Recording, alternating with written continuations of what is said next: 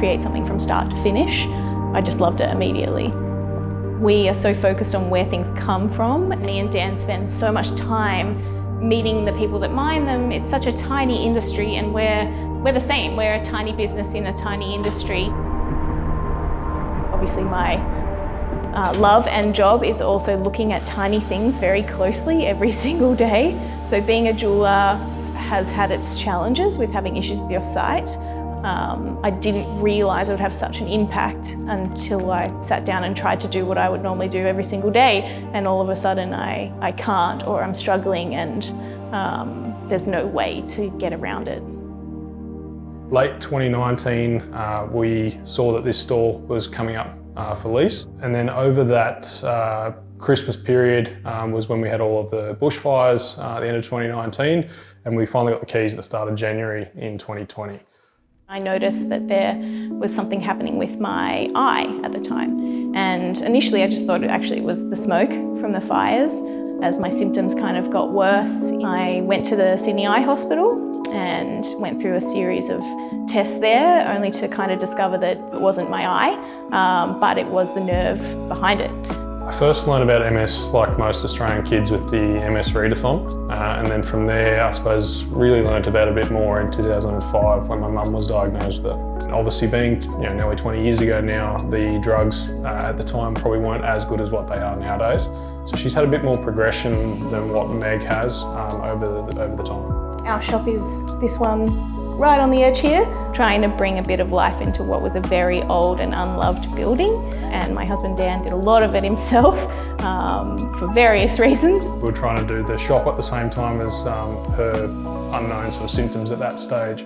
We actually interviewed one of our jewellers that now works for us in the courtyard of the Sydney Eye Hospital. Under here was a ginormous hole in the floor that myself and the real estate agent fell into. By the time that we sort of had all the floor and everything fixed, it was into March when COVID was really starting to ramp up. Different suppliers closed, tradies that we had lined up couldn't take on the job, and so we ended up having to do a lot more of it ourselves than what we ever planned.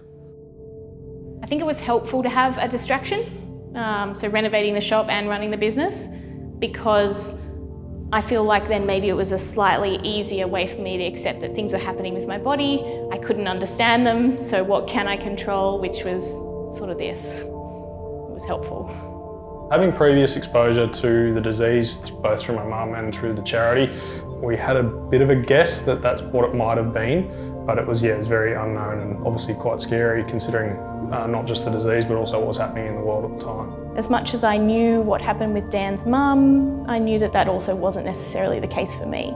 Even though a lot of people have MS, you do still feel alone in your own journey. The doctors unfortunately closed due to COVID, so we were sort of left with the unknown at that point. And so I actually called Carol through the relationship with the Trish Foundation, and she put us in touch with Dr. Sutton so that we could actually then get some sort of answers from there. 45,000 scans and do all the things that you need to do to kind of establish a path forward. We can really sit in this building now and appreciate every tile, every floorboard, every lick of paint, because we did it ourselves. So this is the workshop. About 95% of it is made in here. I had to mostly adapt how I look at things. Even someone without MS would, it would help to have some magnification, but in particular now I find I can't work without it.